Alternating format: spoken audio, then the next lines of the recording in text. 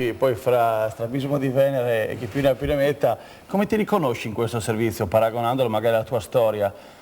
Molti avrebbero invocato il tuo lancio ancora prima di quello che è accaduto. Quanto può contare per un giovane sentire e avere la fiducia del proprio allenatore?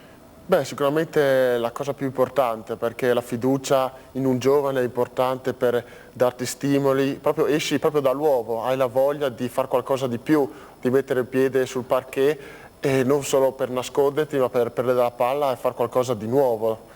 Io credo che il coach sia la cosa più importante per lo sviluppo di un giovane, perché si sa che è importante anche per un già esperto, per un giocatore già esperto, figuriamoci per un giovane. Per un giovane come te che si sta facendo al mondo del basket che conta. Simone, tu lo conosci questo ragazzo da parecchi anni, d'estate magari lo frequenti anche in qualche campetto estivo di Lignano, quando si toglie i calzoncini e magliette ed è semplicemente Michele Antonutti, il Cigno di Colloredo. Intanto ti piace questo soprannome? Non è farina del tuo sacco in questo caso?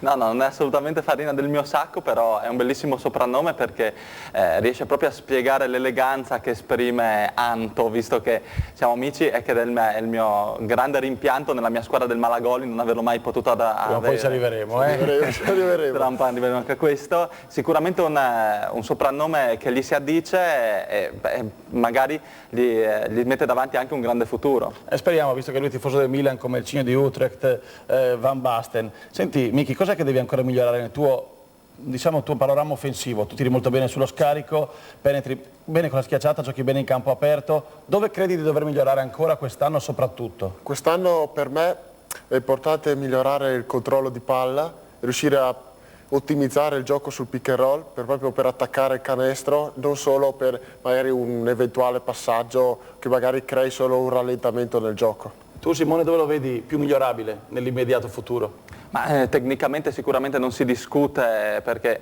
è uno tra i migliori prospetti della sua annata, forse io lo vorrei un po' più intraprendente in campo, magari prendersi più iniziative anche dall'1 contro 1. In difesa come andiamo? Muscoli, affronti giocatori voglio dire anche spesso di colore, grandi e grossi, non è mica purtroppo facile. È una sfortuna e fortuna, perché giocare nel mio ruolo significa avere un americano al 99% di fronte.